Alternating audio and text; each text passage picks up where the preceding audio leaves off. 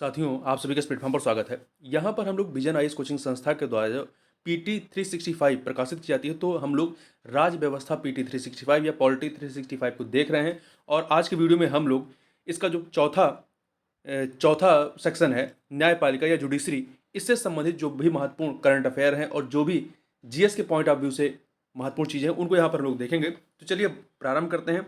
सबसे पहले बात करते हैं जनहित याचिका के बारे में, पब्लिक इंटरेस्ट लिटिगेशन, या जिसे शॉर्ट में हम लोग पीआईएल कहते हैं। तो पीआईएल का फुल फॉर्म भी याद रखिएगा, कई बार पूछा जाता है। देखिए, हाल ही में सुप्रीम कोर्ट ने महत्वहीन जनहित याचिकाएं दायर किए जाने पर आपत्ति प्रकट की है। न्यायालय ने लग्जरी लिटिगेशन दायर करने के लिए याचिकाकर्ताओं पर जुर्माना भी लगाया है। जनहित याचिका और उसके महत्व की बात करें तो पहले समझ लेते हैं जनहित याचिका है क्या। तो देखिए, जनहित याचिका का तात्पर्य मानवाधिकारों तथा समानता के अधिकारों की रक्षा करने और व्यापक लोक महत्व के मुद्दों को उठाने के लिए कानून का प्रयोग करने से है।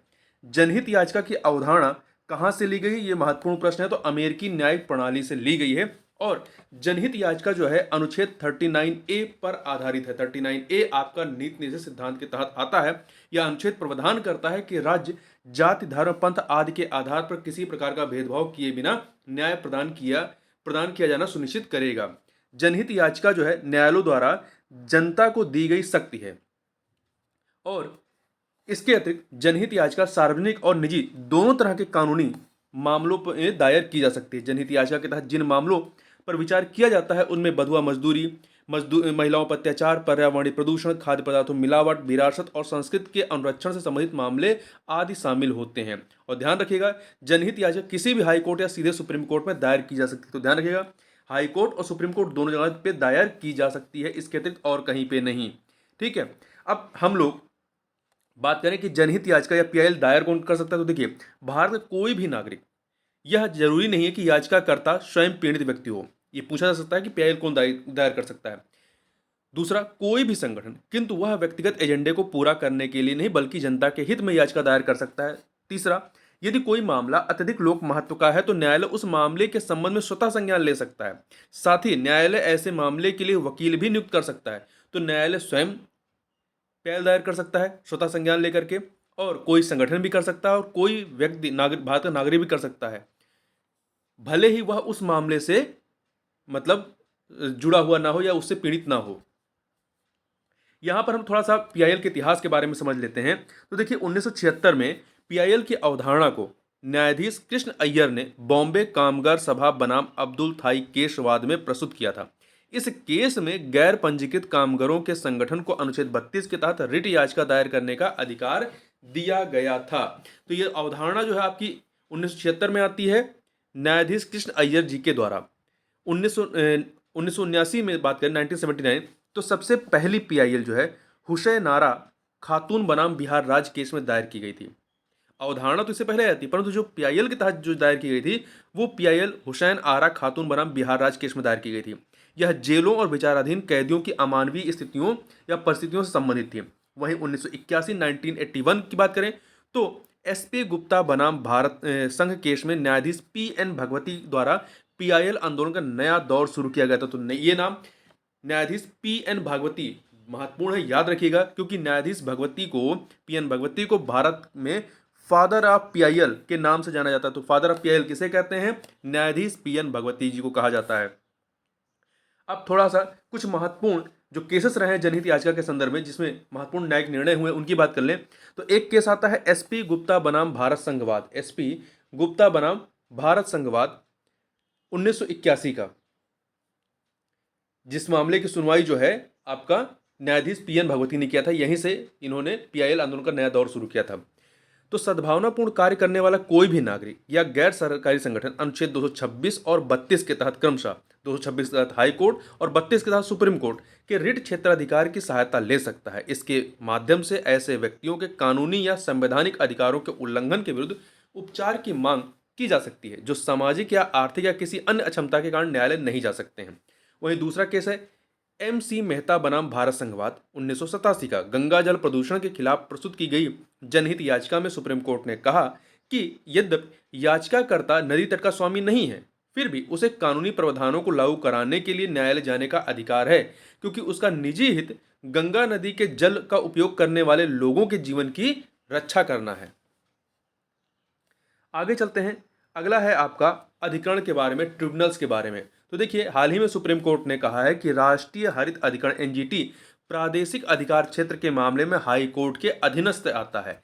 यह निर्णय विशाखापट्टनम में ऋषिकुंडा, आंध्र प्रदेश के विशाखापट्टनम में ऋषिकुंडा पहाड़ियों पर निर्माण कार्य को रोकने वाले एनजीटी के एक निर्णय के संबंध में दिया गया।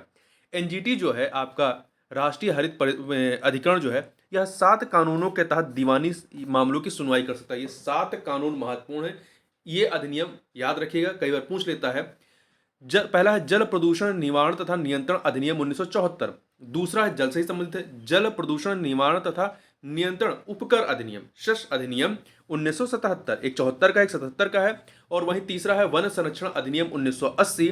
और चौथा है वायु प्रदूषण निवारण और नियंत्रण अधिनियम 1981, पर्यावरण संरक्षण अधिनियम 1986, लोक दायित्व बीमा अधिनियम 1991, जैव विविधता अधिनियम 2002। ये कई बार मिलान करने के लिए अधिनियमों को आ जाता है अधिनियम और सन, तो ये ध्यान रखिएगा। इससे संबंधित अन्य तथ्यों की बात करें तो किसी मामले में परस्पर विरोधी निर्णय की स्थिति में न्यायालयों के निर्णय सांविधिक अधिकरण के निर्णय पर प्रभावी होते हैं, ऐसा कहा गया। इससे पहले एल चंद्र कुमार बनाम भारत संघ 1997 के मामले में सुप्रीम कोर्ट ने फैसला सुनाया था कि संविधान के अनुच्छेद 323A और 323B के तहत स्थापित अधिकरण के निर्णय हाई कोर्ट के रिट क्षेत्राधिकार के अधीन आते हैं। ध्यान रखिएगा, 323A और 323B ये दोनों जो है अधिकरण से संबंधित बात करते हैं। अधिकरण और हाई कोर्ट के बीच जो डिफरेंसेस उसकी बात करें तो अधिकरण गठन के स्तर पर देखें तो अधिकरण का जो गठन है वो संसद के अधिनियमों द्वारा अनुच्छेद 332A में प्रशासनिक अधिकरण की बात की गई है और 332B में अन्य मामलों के लिए अधिकरण की बात की गई है, को जोड़कर 42वें संविधान संशोधन अधिनियम 1976 के माध्यम से गठन किया गया है। 42वें संविधान संशोधन अधिनियम 1976 के माध्यम से, ठीक है, ध्यान रखिएगा। 42वें संविधान संशोधन अधिनियम के माध्यम से अधिकरण को जोड़ा गया था, जिसमें 323A में प्रशासनिक अधिकरण है और 323B में अन्य अधिकरण की बात की गई है। और यह जो है जोड़ा कैसे गया था, स्वर्ण सिंह समिति की सिफारिश पर। तो ये महत्वपूर्ण फैक्ट है, इसको जरूर याद रखिएगा। और हाईकोर्ट जो है गठन का क्या होता है, कैसे, केवल भारतीय संविधान के द्वारा गठन होता है। उद्देश्य के आधार पर बात करें तो अधिकरण के संबंध में विशिष्ट मामलों पर विवादों और शिकायतों को हल करने के लिए अधिकरण का गठन किया जाता है। वहीं हाईकोर्ट की बात करें तो अपने अधिकार क्षेत्र में कानून और व्यवस्था की व्याख्या करना और उन्हें बनाए रखना तथा सिविल व आपराधिक मामलों पर निर्णय देना, यह हाईकोर्ट का कार्य है, उद्देश्य है। और प्रक्रियात्मक अनुपालन के आधार पर बात करें तो अधिकरण को देखें तो सीआरपीसी जैसे विशिष्ट प्रक्रियाओं से यह बाध्य नहीं होता, लेकिन प्राकृतिक न्याय के सिद्धांतों पर शासित होता है। ध्यान रखिएगा, अधिकरण जो होते हैं वो प्राकृतिक न्याय के सिद्धांतों पर कार्य करते हैं, जबकि हाईकोर्ट जो है वो प्रक्रियात्मक संहिताओं से बधा होता है, जैसे सीआरपीसी इत्यादि के माध्यम से। सदस्य कौन होते हैं तो देखिए, अधिकरण में विशेष ज्ञान वाले न्यायिक और अन्य विशेषज्ञ होते हैं। हाईकोर्ट में केवल न्यायिक व्यक्ति होते हैं। शक्तियों की बात करें तो अधिकरण में उन कानूनों तक ही सीमित है जिनके तहत इन्हें गठित किया गया है, और हाईकोर्ट निर्णय लेने से पहले सभी अधिनियमित कानूनों का उपयोग करने की शक्ति इनके पास होती है। वहीं पे भारत में कुछ अधिकरणों की बात करें, जो अधिकरण है ट्रिब्यूनल्स हैं, उसमें देखिए आपका केंद्रीय प्रशासनिक अधिकरण है जिसे कैट कहते हैं, प्रतिस्पर्धा अपीलीय अधिकरण को मैप्ड, राष्ट्रीय हरित अधिकरण एनजीटी में प्रतिभूति अपीलीय अधिकरण शैट है, सशस्त्र बल अधिकरण एएफटी है, जल विवाद अधिकरण है, सीमा शुल्क उत्पाद शुल्क और सेवा कर अपीलीय अधिकरण सी स्टैट है, और आयकर अपीलीय अधिकरण आईटैट है। अब थोड़ा सा हम लोग यहाँ पर बात कर लेते हैं एनजीटी के बारे में, राष्ट्रीय हरित अधिकरण नेशनल ग्रीन ट्रिब्यूनल के बारे में देखें तो देखिए, इसकी स्थापना भारत सरकार द्वारा हरित अधिकरण अधिनियम 2010 के तहत की गई। इसकी संरचना देखें तो इसका अध्यक्ष कौन होता है, भारत के मुख्य न्यायाधीश के परामर्श से केंद्र सरकार के द्वारा इसका अध्यक्ष जो है वो नियुक्त किया जाता है। और यह एक सांविधिक निकाय, स्टेचुरी बॉडी है। इसमें कम से कम 10 और अधिकतम 20 न्यायिक सदस्य एवं विशेषज्ञ सदस्य शामिल होते हैं। कम से कम 10 और अधिकतम 20। कार्यकाल इनका कार्यकाल 5 साल का होता है और ये पुनः नियुक्ति के पात्र नहीं होते। तो ये फैक्ट याद रखिएगा, ये पुनः नियुक्ति के पात्र नहीं होते हैं। कार्य क्या होता है, इसे पर्यावरण सुरक्षा और संरक्षण से संबंधित सभी मामलों पर निर्णय लेने का अधिकार है। इसके निर्णय विवाद में शामिल सभी पक्षकारों के लिए बाध्यकारी होते हैं। अब आगे चलते हैं, इस चीज को यहाँ पर छोड़ देते हैं, अभी के लिए बहुत महत्वपूर्ण नहीं है। और यहाँ पे थोड़ा सा अधिकरण के जो आपका अधिकरण सुधार सुव्यवस्थीकरण और सेवा शर्तें अधिनियम 2021 आया, मतलब 2017 के अधिनियम में संशोधन किया गया है। तो इसके माध्यम से जो कार्यकाल है, देखिए यह अधिनियम जो है अध्यक्ष या सदस्य के पद के कार्यकाल को 4 साल तक निर्धारित करता है। जो अधिकरण के सदस्य होते हैं अध्यक्ष, इनमें इसमें पुनर्नियुक्ति के प्रावधान भी शामिल हैं। अध्यक्ष के लिए जो कार्यकाल है वो अधिकतम 70 वर्ष और सदस्यों के लिए 67 वर्ष, मतलब 4 साल का कार्यकाल निर्धारित होता है। और अधिकतम कब तक हो सकता है? 70 वर्ष की आयु अध्यक्ष के लिए और अन्य सदस्यों के लिए 67 वर्ष की आयु। और अध्यक्ष सदस्य के रूप में नियुक्ति के लिए न्यूनतम आयु सीमा जो है वो 50 वर्ष है। इस बात को भी आपको याद रखना है।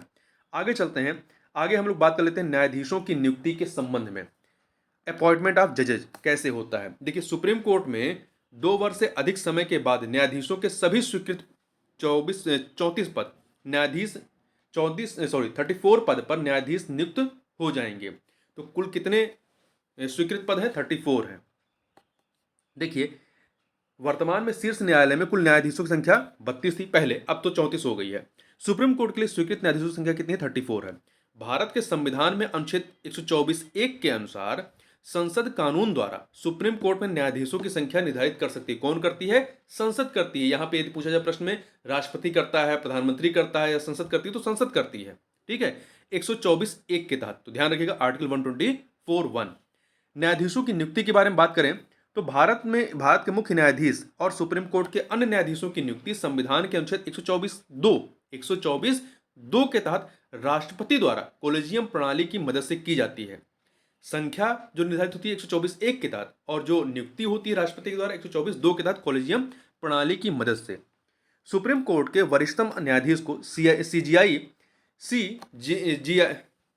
सीजेआई का पद धारण करने के लिए उपयुक्त माना जाता है।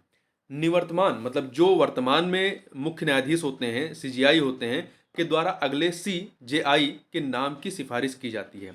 कॉलेजियम एक ऐसी प्रणाली है जहां एक समिति सुप्रीम कोर्ट और हाई कोर्ट में न्यायाधीशों की नियुक्ति और स्थानांतरण से संबंधित निर्णय लेती है। ध्यान रखिएगा, सुप्रीम कोर्ट और हाई कोर्ट के न्यायाधीशों की, ठीक है, अन्य किसी कोर्ट की बात नहीं की जा रही है।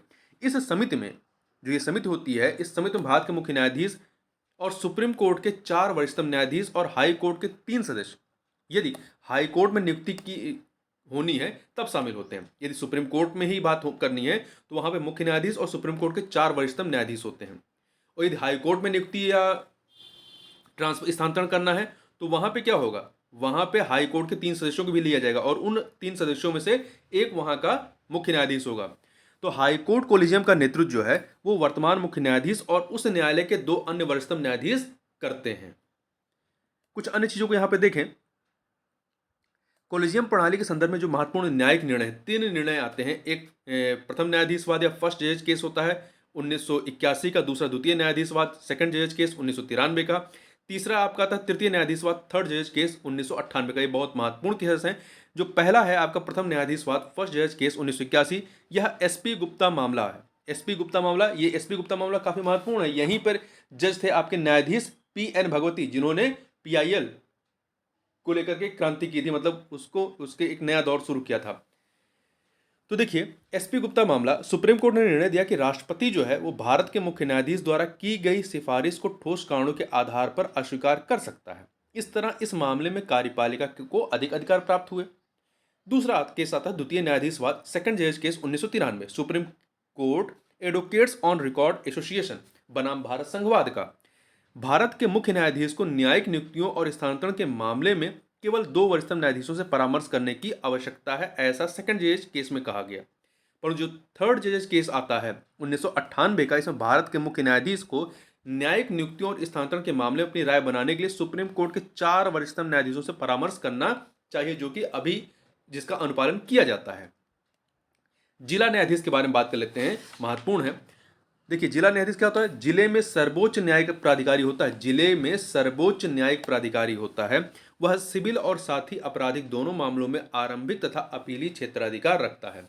हाई कोर्ट के परामर्श से राज्य के राज्यपाल द्वारा उसकी नियुक्ति, तैनाती और पदोन्नति की जाती है। तो ध्यान रखिएगा, हाई कोर्ट के परामर्श से राज्य के राज्यपाल द्वारा उसकी नियुक्ति, तैनाती और पदोन्नति की जाती है। इसके लिए योग्यताएं क्या होनी चाहिए? पहली योग्यता कि पहले से ही केंद्र या राज्य सरकार की सेवा में नहीं होना चाहिए उसे। दूसरा, 7 वर्ष तक अधिवक्ता एडवोकेट या वकील प्लीडर रहा हो। तीसरा, नियुक्ति के लिए हाईकोर्ट द्वारा सिफारिश की गई हो। तो ये चीज़ों को आपको यहाँ पर ध्यान रखना है। अगला टॉपिक है कारागार या जेल सुधार, प्रिजन रिफॉर्म के बारे में। तो सुर्खियों में इसलिए रहा क्योंकि हाल ही में राष्ट्रीय अपराध रिकॉर्ड ब्यूरो एनसीआरबी ने भारत में कारागार सांख्यिकी रिपोर्ट 2021 जारी की है। तो आपको ध्यान रखना है कि भारत में कारागार सांख्यिकी रिपोर्ट 2021 कौन जारी किया है? राष्ट्रीय अपराध रिकॉर्ड ब्यूरो एनसीआरबी ने जारी किया है।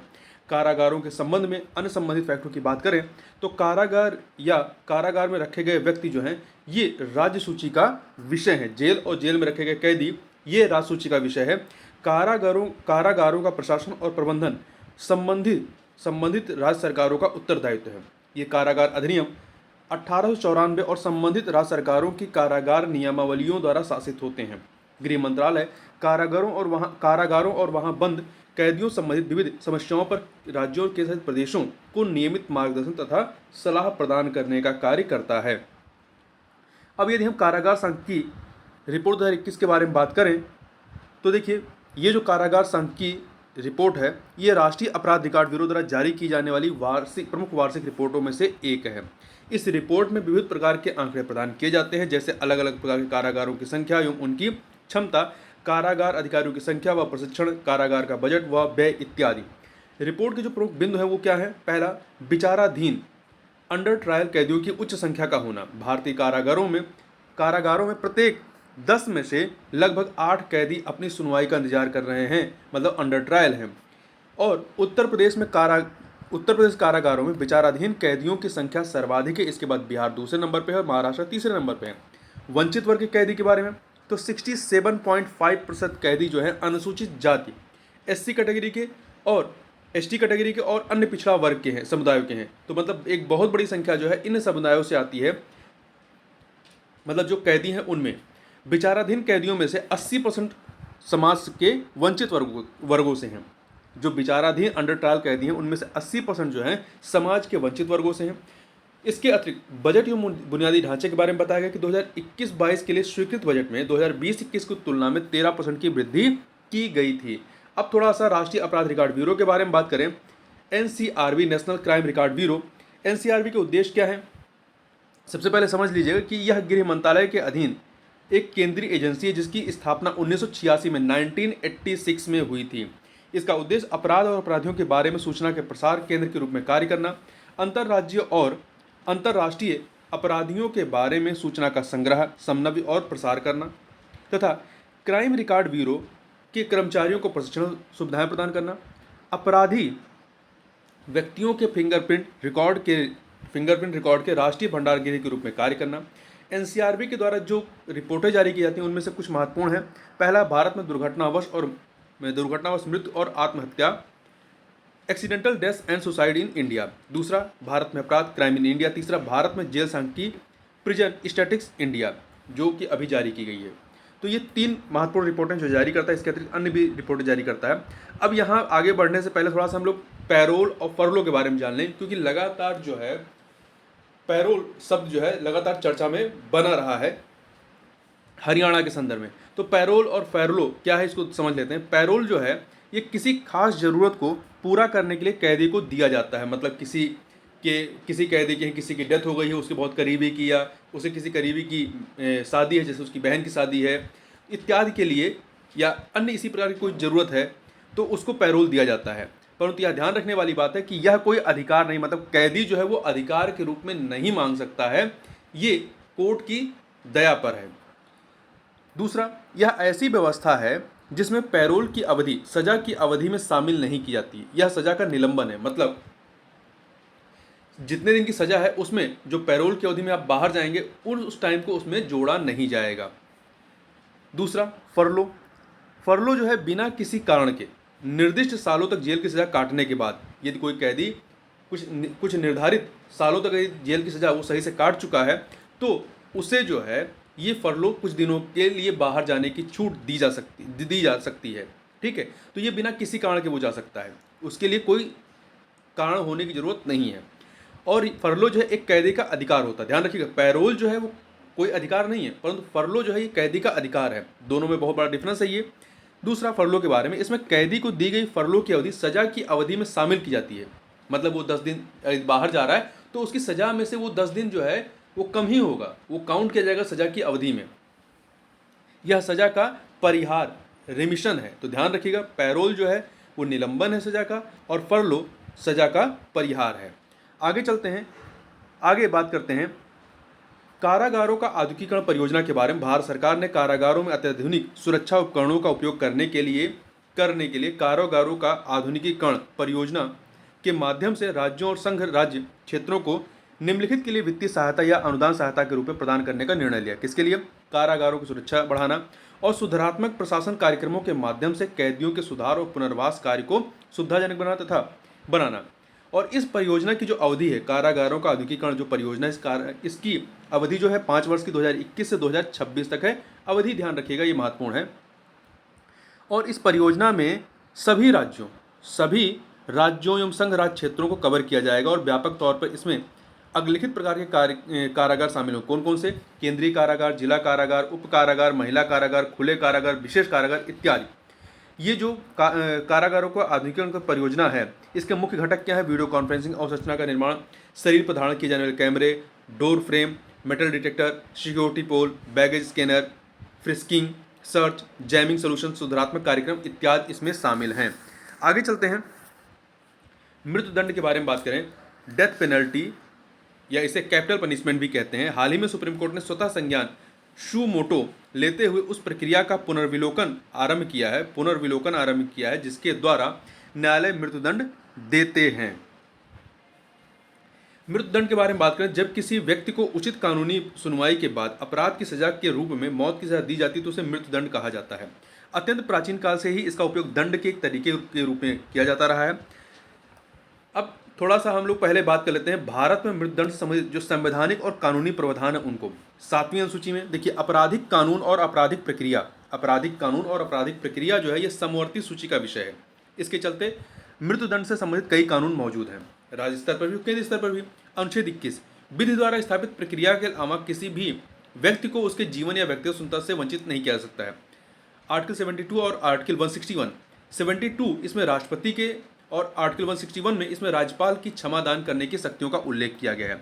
और भारतीय दंड संहिता 1860, यह संहिता भारत में मृत्युदंड के प्रावधानों को निर्धारित करती है। साथ ही इसमें उन अपराधों को सूचीबद्ध किया गया है जिनके लिए मृत्युदंड दिया जा सकता है। अब भारत में मृत्युदंड और इसकी रूपरेखा बात करें तो भारत उन चुनिंदा देशों में शामिल है जो अलग अलग कानूनों के तहत मृत्युदंड को बरकरार रखे हुए हैं। 2021 के अंत तक 488 ऐसे कैदी थे जिन्हें मृत्युदंड की सजा दी जा चुकी है। मृत्युदंड को बनाए रखते हुए और अधिक कानूनों को भी प्रस्तावित किया गया है। जैसे पंजाब और मध्य प्रदेश में जहरीली शराब से होने वाली मृत्यु के लिए जहरीली शराब बेचने वाले व्यापारियों के लिए मृत्युदंड का प्रावधान किया गया है। तो इस प्रकार की चीजें हैं।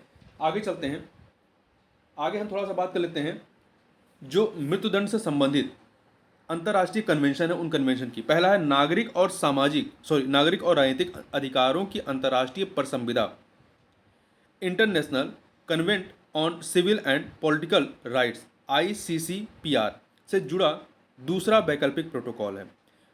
एक है बाल अधिकारों पर convention on the rights of the child CRC, और एक है मृत्युदंड की सजा पर रोक के लिए 2007 से अब तक संयुक्त राष्ट्र महासभा के 4 संकल्प या रिजोल्यूशन। मौत की सजा के संदर्भ में जो महत्वपूर्ण निर्णय दिए गए हैं उन निर्णयों को देखें तो 3 निर्णय महत्वपूर्ण है। पहला है आपका बच्चन सिंह बनाम पंजाब राज्य विवाद 1980 का केस। कोर्ट के लिए अनिवार्य है कि वह फांसी की सजा देने का फैसला सुनाने के पहले उत्तेजक परिस्थितियों व अपराध का तुलनात्मक परीक्षण करे। केवल रेयरेस्ट ऑफ द रेयर यानी दुर्लभतम मामलों में ही मृत्युदंड का उपयोग किया जाए। दूसरा माछी सिंह बनाम पंजाब राज्य विवाद 1983, अपराध को अंजाम देने के तरीके, मकसद, अपराध की असामाजिक प्रकृति, अपराध की गंभीरता और पीड़ित के व्यक्तित्व की पहचान की जाए। तीसरा शत्रुघ्न चौहान बनाम भारत संघवाद 2014, मौत की सजा के क्रियान्वयन में अतार्किक, अत्यधिक और अनुचित देरी करना यातना के बराबर है और यह सजा को कम करने का आधार है। आगे बात करते हैं विधिक सेवा प्राधिकरण के बारे में। Legal service authority DLSA, D जुड़ जाएगा तो जिला हो जाएगा, ठीक है। जिला विधिक सेवा प्राधिकरण तो district legal service authority DLSA सुर्खियों में क्यों है? क्योंकि हाल ही में अखिल भारतीय जिला विधिक सेवा प्राधिकरण DLSA की पहली बैठक में प्रधानमंत्री ने न्यायपालिका से विचाराधीन कैदियों की रिहाई में तेजी लाने का आग्रह किया है। विधिक सेवा प्राधिकरण अधिनियम 1987, याद रखिएगा 1987 का, 1987 का, के बारे में बात करें तो यह कानून समान विशेषताओं वाले एक राष्ट्रव्यापी नेटवर्क को स्थापित करने के लिए बनाया गया था ताकि कमजोर वर्गों को निःशुल्क और बेहतर कानूनी सेवाएं प्रदान की जा सकें। संविधान का अनुच्छेद 39A समाज के गरीब और कमजोर वर्गों के लिए निःशुल्क कानूनी सहायता का प्रावधान करता है। साथ ही यह सभी के लिए न्याय सुनिश्चित करता है। सभी के लिए न्याय सुनिश्चित करता है। राष्ट्रीय विधिक सेवा प्राधिकरण, जिसे शॉर्ट में नालसा कहते हैं, का गठन विधिक सेवा प्राधिकरण अधिनियम 1987 के तहत किया गया है। इसका उद्देश्य कानूनी सहायता कार्यक्रमों के कार्यान्वयन की निगरानी तथा मूल्यांकन करना है। साथ ही अधिनियम के तहत कानूनी सेवाएं उपलब्ध कराने के लिए नीतियां एवं सिद्धांत निर्धारित करना भी इसका उद्देश्य है। जो CGI होते हैं, CJI अर्थात भारत के चीफ जस्टिस, जो मुख्य न्यायाधीश होते हैं, इसके मुख्य संरक्षक हैं। नालसा भारत के सुप्रीम कोर्ट में स्थित है। इस फैक्ट को आप याद रखिएगा। इसके अतिरिक्त इस अधिनियम के तहत एक तो आपका सुप्रीम कोर्ट में है, दूसरा राज्य स्तर पर भी है, जिला कानूनी सेवा प्राधिकरण भी गठित किए गए हैं। ठीक है, राज्य स्तर पर भी है और फिर जिले स्तर पर भी इनका गठन किया गया है। थोड़ा सा और देखते हैं निःशुल्क विधिक सेवा या सहायता प्राधिकरण के बारे में। तो कौन कौन से? उच्चतम न्यायालय विधिक सेवा समिति, उच्च न्यायालय विधिक सेवा समिति, राज्य विधिक सेवा प्राधिकरण, जिला विधिक सेवा प्राधिकरण और आपका तालुका विधिक सेवा प्राधिकरण। ये सभी जो है आपको निःशुल्क विधिक सेवा प्रदान करने का कार्य करते हैं। और यहाँ पर हम लोग बात कर लेते हैं जिला विधिक सेवा प्राधिकरण DLSA के बारे में। तो देखिए, यह एक सांविधिक निकाय है, स्टेचुरी बॉडी है। इसकी स्थापना विधिक सेवा प्राधिकरण अधिनियम LSA 1987 के तहत किया गया। इसकी नियुक्ति उच्च न्यायालय के मुख्य न्यायाधीश के परामर्श से राज्य सरकार राज्य के हर जिले के लिए जिला विधिक सेवा प्राधिकरण का गठन करती है। उच्च न्यायालय के मुख्य न्यायाधीश के परामर्श से राज्य सरकार करती है। संरचना: इसका प्रमुख जिला न्यायाधीश होता है, जो विधिक सेवा प्राधिकरण अधिनियम या सेवा प्राधिकरण के अध्यक्ष के रूप में कार्य करता है। DLSA के जिला विधिक सेवा प्राधिकरण के अध्यक्ष के रूप में कार्य करता है। इसका कार्य क्या है? निःशुल्क कानूनी सहायता प्रदान करना, लोक अदालतों, कानूनी साक्षरता शिविरों आदि का आयोजन करना, यह सुनिश्चित करना कि खराब आर्थिक स्थिति के कारण नागरिकों को न्याय और मौलिक अधिकारों से वंचित न किया जाए। राष्ट्रीय विधिक सेवा प्राधिकरण द्वारा आयोजित लोक अदालतों को विनियमित करके अदालतों पर जो बोझ है उसको कम करना। आगे बढ़ते हैं। विचाराधीन कैदियों संवैधानिक प्रावधानों के बारे में बात करें तो अनुच्छेद 14 में यह प्रावधान है कि भारत के राज्य क्षेत्र में किसी भी व्यक्ति को कानून के समक्ष समता या कानून के समान संरक्षण से वंचित नहीं करेगा। अनुच्छेद 20(2) में यह प्रावधान है कि किसी भी व्यक्ति को एक ही अपराध के लिए एक से अधिक बार अभियोजित, प्रोसिक्यूट और दंडित नहीं किया जाएगा। तीसरा, अनुच्छेद 21 के तहत जीवन और व्यक्तिगत स्वतंत्रता की गारंटी देने वाले मौलिक अधिकार में त्वरित सुनवाई का अधिकार भी शामिल है। अनुच्छेद 22 निर्देश देता है कि गिरफ्तार किए गए किसी भी व्यक्ति को अपनी पसंद के वकील से परामर्श करने एवं अपना बचाव करने के लिए अधिकार से वंचित नहीं किया जाएगा। अनुच्छेद 32 और अनुच्छेद 226 घोषित करते हैं कि कोई भी अभियुक्त जिसे त्वरित सुनवाई के अधिकार से वंचित किया गया है, वह इस तरह के अधिकार को लागू करवाने के उद्देश्य से आर्टिकल 32 के तहत सुप्रीम कोर्ट और 226 के तहत हाई कोर्ट जाने का हकदार है। अनुच्छेद 39A समाज के गरीब और कमजोर वर्गों को निःशुल्क कानूनी सहायता प्रदान करता है एवं सभी के लिए न्याय सुनिश्चित करता है। आगे बात करते हैं संविधान पीठ की कार्रवाई का सीधा प्रसारण के संबंध में बात करें तो देखिए, live streaming of constitution bench hearing. हाल ही में सुप्रीम कोर्ट ने पहली बार संविधान पीठ की सुनवाई का सीधा प्रसारण किया। सुप्रीम कोर्ट की कार्रवाई के सीधा प्रसारण के बारे में बात करें तो सुप्रीम कोर्ट की कार्रवाई का सीधा प्रसारण ई कोर्ट परियोजना के तीसरे चरण का हिस्सा है। ई कोर्ट परियोजना न्यायपालिका में सूचना और संचार प्रौद्योगिकी के उपयोग को बढ़ावा देने की एक पहल है। 2018 में स्वप्निल त्रिपाठी बनाम सुप्रीम कोर्ट मामले में शीर्ष न्यायालय ने निर्णय दिया कि अदालती कार्रवाई का सीधा प्रसारण संविधान के अनुच्छेद 21 के तहत न्याय तक पहुंच के अधिकार का हिस्सा है। न्यायालय की कार्रवाई का प्रकाशन संविधान के अनुच्छेद 129 का एक पहलू है। इस अनुच्छेद के अनुसार सुप्रीम कोर्ट अभिलेख न्यायालय है, कोर्ट ऑफ रिकॉर्ड है। वर्तमान में 6 हाई कोर्ट गुजरात, उड़ीसा, कर्नाटक, झारखंड, पटना या बिहार और मध्य प्रदेश अपने यूट्यूब चैनल के माध्यम से अदालती कार्रवाई का सीधा प्रसारण कर रहे हैं। तो 6 राज्य नाम याद रखिएगा।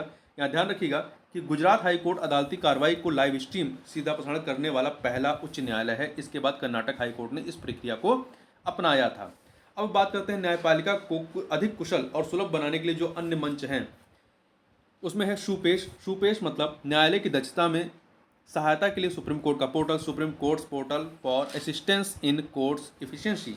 यह कृत्रिम बुद्धिमत्ता आर्टिफिशियल इंटेलिजेंस आधारित उपकरण है जो प्रासंगिक तथ्यों और कानूनों को एकत्र करता है तथा उन्हें न्यायाधीश को उपलब्ध कराता है। दूसरा सुभाष। सुभाष क्या है? यह सुप्रीम कोर्ट के निर्णयों का स्थानीय भाषाओं में अनुवाद करने के लिए आर्टिफिशियल इंटेलिजेंस आधारित उपकरण है, एआई आधारित उपकरण है। तीसरा है फास्टर प्रणाली। फास्टर प्रणाली, इसका पूरा नाम है इलेक्ट्रॉनिक रिकॉर्ड का तेज और सुरक्षित ट्रांसमिशन या fast and secure transmission of electronic records, faster system. इसके चलते अदालत से मिली जमानत आदेशों की प्रमाणित हार्ड कॉपी तुरंत जेल में पहुंच जाएगी। अब जमानत मिलने के बाद विचाराधीन कैदियों को, जो अंडर ट्रायल कैदी हैं, को सलाखों के पीछे और अतिरिक्त दिनों तक इंतजार नहीं करना पड़ेगा। फास्ट ट्रैक स्पेशल कोर्ट्स जो FTSC है, इसका गठन केंद्र प्रायोजित योजना के तहत किया जाता है। ये बलात्कार के साथ साथ लैंगिक अपराधों से बालकों का संरक्षण अधिनियम संबंधित मामलों की सुनवाई करते हैं। ई कोर्ट परियोजना से के तहत जो है 4 नई पहलें शुरू की गई हैं। ध्यान रखिए कौन सी हैं ई कोर्ट परियोजना के तहत? Virtual justice clock, justice mobile app 2.0, digital court और शेवाश वेबसाइट। तो वर्चुअल जस्टिस क्लॉक क्या है? यह न्यायालय से जुड़े महत्वपूर्ण आंकड़ों को प्रदर्शित करती है। इन आंकड़ों में दायर किए गए, निपटाए गए और लंबित मामलों का विवरण शामिल होता है। जस्टिस मोबाइल ऐप 2.0, यह ऐप न्यायिक अधिकारियों के लिए शुरू किया गया है। इसके माध्यम से वह लंबित मामलों और मामलों के निपटान पर निगरानी रख सकेंगे। इससे न्यायालय और दायर मामलों का प्रभावी प्रबंधन सुनिश्चित हो सकेगा। तीसरा है डिजिटल कोर्ट। इस पहल के तहत न्यायाधीशों को अदालत के रिकॉर्ड डिजिटल रूप में उपलब्ध कराए जाएंगे। इससे न्यायिक कार्रवाइयों को कागज रहित बनाने में मदद मिलेगी। चौथा है शेवाश S3वाश वेबसाइट। इसके तहत जिला न्यायपालिका से संबंधित विशेष सूचनाओं और सेवाओं को प्रकाशित करने के लिए वेबसाइट का निर्माण, उन्हें समरूप बनाना, उनका उपयोग और प्रबंधन शामिल है। कुछ संबंधित तथ्यों की बात करें तो देखिए इसको एक सेकंड। बंद कमरे में सुनवाई क्या होती है और पूर्ण न्यायालय बैठक क्या होती है? तो इन कैमरा प्रोसीडिंग्स, देखिए सुप्रीम कोर्ट ने बलात्कार के मामले में बंद कमरे में सुनवाई करने संबंधित याचिका को खारिज कर दिया है। खुली अदालती सुनवाई के विपरीत बंद कमरे में सुनवाई गोपनीय तरीके से की जाती है। इस प्रकार की सुनवाई संवेदनशील मामलों में न्यायालय के विवेक के अनुसार की जाती है। इसके माध्यम से वाद में शामिल पक्षकारों की सुरक्षा और निजता सुनिश्चित की जाती है। ऐसी सुनवाई वीडियो कॉन्फ्रेंसिंग के माध्यम से या बंद कमरों में की जाती है। जनता और प्रेस को इस प्रकार की सुनवाइयों से दूर रखा जाता है। ऐसी सुनवाइयाँ न्यायिक अलगाव, नपुंसकता जैसे वैवाहिक विवादों के मामलों में पारिवारिक अदालतों में की जाती हैं। इसके अतिरिक्त आतंकवादी गतिविधियों के गवाहों की गवाही के दौरान न्यायालय के विवेकानुसार उनकी रक्षा करने और राष्ट्रीय सुरक्षा को बनाए रखने के लिए भी की जाती है। पूर्ण न्यायालय बैठक, फुल कोर्ट मीटिंग क्या होती है? भारत के नए मुख्य न्यायाधीश ने पूर्ण न्यायालय की एक बैठक बुलाई है। पूर्ण न्यायालय की बैठक से तात्पर्य ऐसी बैठक है जिसमें न्यायालय के सभी न्यायाधीश पार्टिसिपेट करते हैं, उसे पूर्ण न्यायालय कहते हैं, न्यायालय बैठक कहते हैं। हालांकि इसके आयोजन को लेकर कोई लिखित नियम नहीं है। न्यायालय परंपरा के अनुसार न्यायपालिका के महत्वपूर्ण मुद्दों पर चर्चा करने के लिए भारत के मुख्य न्यायाधीश द्वारा पूर्ण न्यायालय की बैठकें बुलाई जाती हैं। इस तरह की बैठकों का उपयोग देश की कानूनी व्यवस्था के समक्ष विद्यमान समस्याओं से निपटने और न्यायालय के प्रशासनिक व्यवहार में कोई भी संशोधन करने के लिए साझा समाधान पर पहुंचने हेतु किया जाता है। अब बात कर लेते हैं, अगला है उच्चतर न्यायपालिका में भाषा के बारे में, लैंग्वेज इन हायर जुडिशरी। तो देखिए संविधान के अनुच्छेद 348(1) के अनुसार जब तक कि संसद विधि द्वारा अन्यथा उपबंध न करे तब तक सुप्रीम कोर्ट और प्रत्येक हाई कोर्ट में सभी कार्रवाइयाँ अंग्रेजी भाषा में संपन्न होगी। संसद द्वारा अभी तक इस संबंध में कोई कानून नहीं बनाया गया है।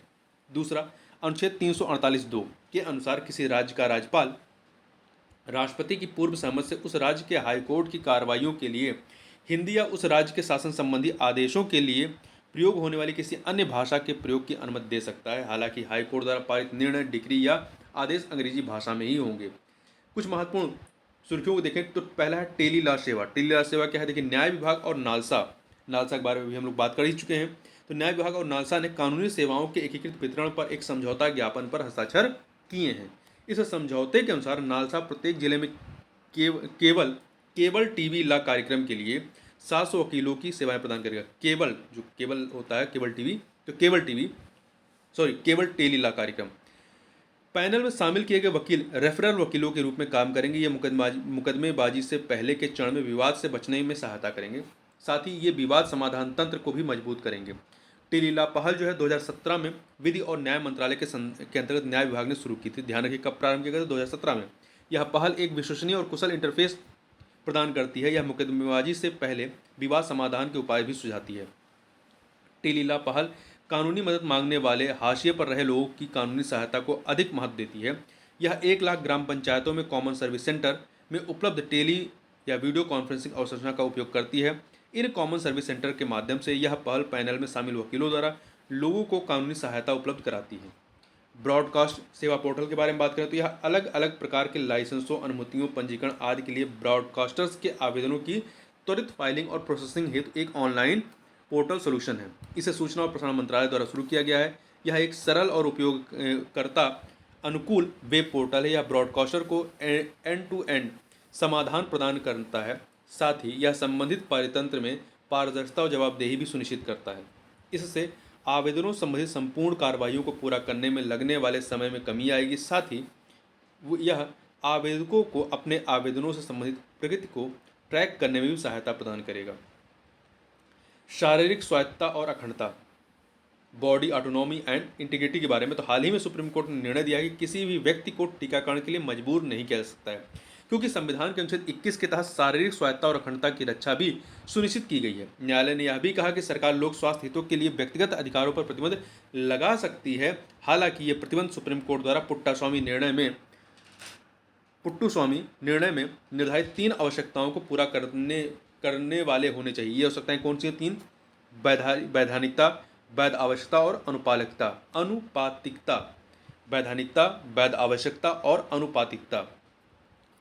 शारीरिक स्वायत्तता और अखंडता बच्चों सहित प्रत्येक मनुष्य को का अपने शरीर की स्वायत्तता और आत्मनिर्णय का अधिकार है। सहमति के बिना शरीर में अनुचित हस्तक्षेप इसका उल्लंघन कहलाता है। आगे बात करते हैं शीलबंद आवरण न्यायशास्त्र, सील्ड कवर जूरिप्रूडेंस। यह सुप्रीम कोर्ट और निचली अदालतों द्वारा उपयोग की जाने वाली एक प्रथा है। इसके तहत सरकारी एजेंसियों से सीलबंद लिफाफों में सूचना मांगी या स्वीकार की जाती है। इस सूचना तक केवल न्यायाधीशों की ही पहुंच हो सकती है। कोई भी विशेष कानून इस सीलबंद आवरण के सिद्धांत को परिभाषित नहीं करता है। आवश्यकता क्यों है? लैंगिक उत्पीड़न या बाल शोषण के पीड़ितों की गरिमा की रक्षा करना। सुरक्षा के अभाव में उनका भावी जीवन प्रभावित हो सकता है। दूसरा, यदि मामला शासकीय गुप्त बात अधिनियम से संबंधित है तो। तीसरा, वर्तमान में चल रही किसी जांच को सुरक्षित करने के लिए। ट्रांजिट अग्रिम जमानत के बारे में बात करें, transit anticipatory bail TAB। Bombay high court ने ट्रांजिट अग्रिम जमानत के मुद्दे पर सुनवाई के लिए इस मामले को अपनी बड़ी पीठ को भेजा है। देखिए, ट्रांजिट अग्रिम जमानत की मांग समानता तब की जाती है जब किसी व्यक्ति के खिलाफ किसी ऐसे राज्य में मामला दर्ज किया गया है या होने की संभावना है जो उस राज्य से अलग है, जिसमें उसे गिरफ्तार किए जाने की संभावना। मान लीजिए कोई व्यक्ति महाराष्ट्र में रह रहा है और उसके खिलाफ जो केस हुआ है वो आपका उत्तर प्रदेश में। अब उत्तर प्रदेश की पुलिस यदि वहाँ महाराष्ट्र में से गिरफ्तार करने जा रही है तो वहाँ पे वो ट्रांजिट अग्रिम जमानत ले सकता है। देखिए, ट्रांजिट अग्रिम जमानत को दंड प्रक्रिया संहिता के तहत परिभाषित या उल्लिखित नहीं किया गया है। ये फैक्ट भी आपको याद रखना है। CRPC की धारा 438 गिरफ्तारी की आशंका वाले व्यक्ति को जमानत प्रदान करने का प्रावधान करती है। और ध्यान रखिएगा, ट्रांजिट जमानत का उद्देश्य व्यक्ति को जमानत प्रदान करना है। इससे वह उस राज्य में उपयुक्त अदालत से संपर्क कर सकेगा जहां अग्रिम जमानत के लिए मामला दायर किया गया। मतलब महाराष्ट्र का व्यक्ति इससे उत्तर प्रदेश के कोर्ट में जाकर के अग्रिम जमानत ले सकेगा। संविधान पीठ कॉन्स्टिट्यूशनल बेंच के बारे में बात करें, हाल ही में CJI ने आश्वासन दिया था कि सुप्रीम कोर्ट में कम से कम एक संविधान पीठ पूरे वर्ष कार्य करेगी। वर्तमान में सुप्रीम कोर्ट की संविधान पीठ के समक्ष कुल 492 मामले लंबित हैं। इनमें कानून और संविधान की व्याख्याओं के प्रश्नों से जुड़े 53 मुख्य मामले भी शामिल हैं। संविधान पीठ सुप्रीम कोर्ट की एक पीठ होती है। इसमें 5 या अधिक न्यायाधीश किसी मामले की सुनवाई करते हैं। ध्यान रखिएगा, संविधान पीठ में 5 या 5 से अधिक जज होते हैं। वर्तमान में इसका गठन आवश्यकता पड़ने पर भारत के मुख्य न्यायाधीश द्वारा अस्थायी आधार पर किया जाता है। संविधान पीठों का गठन केवल तभी किया जाता है जब निम्नलिखित में से एक या अधिक परिस्थितियां मौजूद हों। कौन सी परिस्थितियां? पहला, संविधान का अनुच्छेद 143 जब किसी मामले में संविधान की व्याख्या संबंधित कानून का कोई महत्वपूर्ण प्रश्न शामिल हो। दूसरा, अनुच्छेद 145(3) जब भारत का राष्ट्रपति अनुच्छेद 143 के तहत किसी तथ्य या कानून के प्रश्न पर सुप्रीम कोर्ट से राय मांगे। तीसरा, जब सुप्रीम कोर्ट की 2 या 3 न्यायाधीशों वाली पीठ कानून के समान प्रश्न पर परस्पर विरोधी निर्णय देती है तब एक बड़ी पीठ द्वारा अंतिम निर्णय देना आवश्यक हो जाता है। चौथा, जब 3 न्यायाधीशों की पीठ द्वारा किसी निर्णय पर बाद में 3 न्यायाधीशों की एक अन्य पीठ संदेह व्यक्त करती तब पहली पीठ के फैसले पर पुनर्विचार के लिए मामले को एक बड़ी पीठ को भेजने का निर्णय लेती है। उपचारात्मक याचिका के बारे में बात करें या क्यूरेटिव पिटीशन। देखिए, केंद्र सरकार ने सुप्रीम कोर्ट को सूचित किया कि भोपाल गैस त्रासदी के पीड़ितों को दी जाने वाली मुआवजा राशि में वृद्धि की मांग करने वाली उपचारात्मक याचिका पर विचार करेगा। वह उपचारात्मक याचिका या क्यूरेटिव पिटीशन उस व्यक्ति के लिए उपलब्ध अंतिम संवैधानिक उपाय है जिसकी पुनर्विचार याचिका को न्यायालय खारिज कर चुका है। पहले उसने पुनर्विचार याचिका दायर की, उसे कोर्ट ने खारिज कर दिया। फिर उसके बाद फिर से यदि वो पुनर्विचार करना चाहता है तो वो उसे उपचारात्मक याचिका दायर करनी होती है, आपको क्यूरेटिव पिटीशन दायर करनी होती है।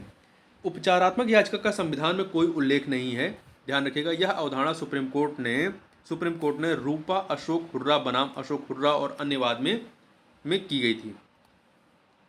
पुनर्विचार याचिका का उल्लेख जो है संविधान के अनुच्छेद 137 के तहत किया गया, परंतु इसका नहीं किया गया। इसका मतलब उपचारात्मक पिटीशन का उल्लेख नहीं किया गया है। पुनर्विचार याचिका का उल्लेख 137 में किया गया। यह अनुच्छेद सुप्रीम कोर्ट को अपने दिए गए किसी भी फैसले या आदेश की समीक्षा करने का अधिकार देता है ताकि न्याय की विफलता को रोका जा सके। खंडित निर्णय, स्प्लिट वर्डिक्ट। तो देखिए, सुप्रीम कोर्ट ने कर्नाटक हिजाब प्रतिबंध मामले में खंडित निर्णय दिया है। जब किसी मामले में पीठ सर्वसम्मत से अथवा पूर्ण बहुमत से या बहुमत से निर्णय नहीं ले पाती है तो उस स्थिति में खंडित निर्णय दिया जाता है। आमतौर पर महत्वपूर्ण मामलों के लिए न्यायाधीशों की विषम संख्या 3, 5, 7 आदि पीठों का गठन होता है। जिन मामलों में खंडित निर्णय दिया जाता है उस मामले की सुनवाई भारत के मुख्य न्यायाधीश द्वारा गठित एक बड़ी पीठ करती है। पूर्व न्याय या प्रन्यास, रेस जुडिका शब्द कई बार आता है। रेस जुडिका का सिद्धांत क्या है? देखिए, सुप्रीम कोर्ट ने माना कि पूर्व न्याय का सिद्धांत न केवल अलग अलग पश्चातवर्ती कार्रवाइयों में बल्कि उन्हीं कार्रवाइयों के बाद के चरण में भी लागू हो सकता है। पूर्व न्याय से तात्पर्य किसी निर्णित जज्ड मामले से है। इस सिद्धांत के अनुसार एक बार गुण दोष के आधार पर निर्णय दिए जाने के बाद कार्रवाई के कारण के आधार पर फिर से मुकदमा नहीं चलेगा। मतलब किसी केस में एक बार यदि निर्णय आ गया है तो उन्हीं आधारों पर जिन आधारों पर पहले भी निर्णय आएगा उन्हीं आधारों पर फिर से उस पर केस रीओपन नहीं होगा, नहीं चलाया जा सकता है। यह मुकदमेबाजी को अंतिम रूप देता है, साथ ही पक्षकारों को एक ही मामले के कारण 2 बार परेशान होने से बचाता है। इसे सिविल प्रक्रिया संहिता की धारा 11 के तहत परिभाषित किया गया है। तत्व और सार का सिद्धांत, doctrine of pith and substance. तत्व का अर्थ है यथार्थ प्रकृति या किसी वस्तु की वास्तविक प्रकृति, और सार का अर्थ है किसी चीज का सबसे महत्वपूर्ण या आवश्यक भाग। इसमें कहा गया है कि जहां यह निर्धारित करने का प्रश्न उठता है कि क्या कोई विशेष कानून किसी विशेष विषय, एक सूची या किसी अन्य में उल्लिखित से संबंधित है, तो न्यायालय मामले के सार को देखता है। इस प्रकार यदि सार संघ सूची के अंतर्गत आता है तो राज्य सूची के कानून द्वारा इसका आकस्मिक अतिक्रमण इसे अमान्य नहीं बनाता है। सुप्रीम कोर्ट ने कलकत्ता गैस कंपनी वाद 1962, इंडिया सीमेंट लिमिटेड बनाम तमिलनाडु राज्यवाद 1990, जीलू भाई नान भाई खाचर वाद 1994 आदि जैसे विभिन्न वादों में तत्व और सार के सिद्धांत का उल्लेख किया है। कोई विधि जिस सूची के अंतर्गत आती है उस सूची का निर्धारण करने के उद्देश्य से उस विधि की वास्तविक प्रकृति एवं चरित्र को अविनिश्चित किया जाना आवश्यक है। छद्म कानून का सिद्धांत, डॉक्ट्रिन ऑफ कलरेबल लेजिस्लेशन। यह सिद्धांत इस कहावत पर आधारित है कि जो प्रत्यक्ष रूप से नहीं किया जा सकता है वह परोक्ष रूप से भी नहीं किया जा सकता है। यह इस धारणा को दर्शाता है कि कानून का उपयोग उस शक्ति के छद्मवेश या उसकी आड़ में नहीं किया जा सकता है जिसे एक निर्दिष्ट उद्देश्य के लिए प्रदान किया गया था। यदि इसे किसी अन्य उद्देश्य के लिए उपयोग किया जाता तो यह अन्यथा मान्य नहीं होगा। मतलब कोई कानून किसी चीज़ के लिए बनाया गया था और लोग उसका दुरुपयोग किसी अन्य चीज़ के लिए कर रहे हैं। इसे शक्ति पृथक्करण के सिद्धांत के आधार पर निर्मित किया गया है। यह भारतीय कानूनों के किसी भी गैर न्यायोचित या कपटपूर्ण उपयोग से बचने हेतु संवैधानिक प्रावधानों की व्याख्या करने के लिए सुप्रीम कोर्ट द्वारा निर्मित एवं लागू किया गया एक उपकरण है। बालाजी बनाम मैसूर राज्यवाद में सुप्रीम कोर्ट ने कहा कि पिछड़े वर्गों के छात्रों के लिए 68% सीटें आरक्षित करने का आदेश जो है अनुच्छेद 15(4) के तहत प्रावधान की आड़ में अनुच्छेद 14 का उल्लंघन है। 15(4) में कहा गया है ना कि ओबीसी या जो अन्य पिछड़े लोग हैं उनके लिए जो है आरक्षण का प्रावधान किया जा सकता है, परंतु ऐसा भी नहीं होना चाहिए कि आर्टिकल जो 14 है समानता का उसका उल्लंघन हो। भारत का विधि आयोग की बात करें, ध्यान रखिएगा महत्वपूर्ण है। केंद्र सरकार ने law commission of India LCI केंद्र सरकार ने या केंद्र ने न्यायमूर्ति जो कि सेवानिवृत्त है, सेवानिवृत्त न्यायमूर्ति ऋतुराज अवस्थी, नाम याद रखिएगा, ऋतुराज अवस्थी की अध्यक्षता में भारत के 22वें विधि आयोग का गठन किया है। 1955 में पहली बार विधि आयोग का गठन किया गया था, तब से 21 विधि आयोग नियुक्त किए गए हैं। इनमें से प्रत्येक का 3 वर्ष का कार्यकाल रहा है। विधि आयोग एक गैर सांविधिक निकाय है, एक गैर सांविधिक निकाय है, ध्यान रखिएगा। इसका कार्य क्या होता है? मौजूदा कानूनों की व्यापक और महत्वपूर्ण जांच करना। यह विधि और न्याय मंत्रालय के लिए एक सलाहकार निकाय का कार्य करता है। ग्राम न्यायालय की बात कर लेते हैं। ग्राम न्यायालय GN, सुप्रीम कोर्ट ने 2019 में एक याचिका पर हाई कोर्ट से जवाब मांगा है। इस याचिका में केंद्र और सभी राज्यों को ग्राम न्यायालय स्थापित करने के लिए निर्देश देने की मांग की गई है। दिसंबर 2021 तक 15 राज्यों ने 476 ग्राम न्यायालय अधिसूचित किए थे। वर्तमान में 10 राज्यों में 256 ग्राम न्यायालय क्रियाशील हैं। ग्राम न्यायालयों के बारे में बात करें तो विधि आयोग ने अपनी 114वीं रिपोर्ट में ग्राम न्यायालयों की स्थापना का सुझाव दिया था। 2008 में संसद ने ग्राम न्यायालय अधिनियम पारित किया था, महत्वपूर्ण, याद रखिएगा। ग्राम न्यायालय अधिनियम की मुख्य विशेषताओं की बात करें तो यह मध्यवर्ती पंचायत स्तर पर ग्राम न्यायालयों की स्थापना का प्रावधान करता था। उच्च न्यायालय के परामर्श से राज्य सरकार प्रत्येक ग्राम न्यायालय के लिए एक न्यायाधिकारी की नियुक्ति करेगी तथा ग्राम न्यायालय आपराधिक मामले, सिविल सूट, दावों या विवादों की सुनवाई कर सकेंगे तथा ग्राम न्यायालय उच्च न्यायालय द्वारा बनाए गए किसी भी नियम के अधीन प्राकृतिक न्याय के सिद्धांत द्वारा निर्देशित होते हैं। ध्यान रखिएगा, ये प्राकृतिक न्याय पर कार्य करते हैं। ग्राम न्यायालय साक्ष्य अधिनियम 1897 में प्रदान किए गए साक्ष्य संबंधी नियमों से बंधे नहीं होंगे। आगे बात करते हैं नार्को टेस्ट के बारे में। तो नार्को या नार्को एनालिसिस टेस्ट में सोडियम पेंटोथल नामक दवा को आरोपी के शरीर में इंजेक्ट किया जाता है। तो ध्यान रखिए, कौन सी दवा?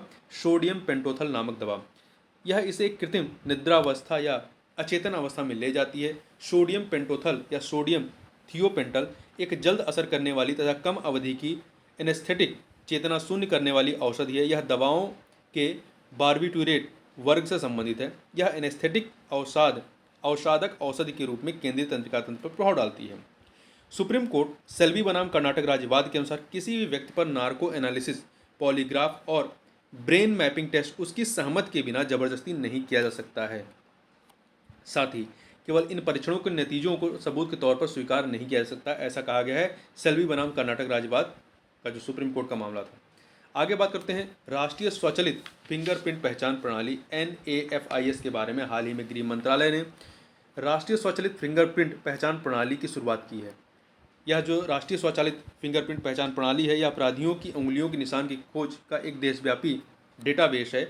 इसे राष्ट्रीय अपराध रिकॉर्ड ब्यूरो NCRB ने विकसित किया है। यह प्रणाली मामलों के त्वरित और आसान निपटान में मदद करेगी। इसके तहत किसी अपराध के लिए गिरफ्तार किए गए प्रत्येक अपराधी को एक 10 अंकीय विशेष नेशनल फिंगरप्रिंट नंबर NFN प्रदान किया जाएगा।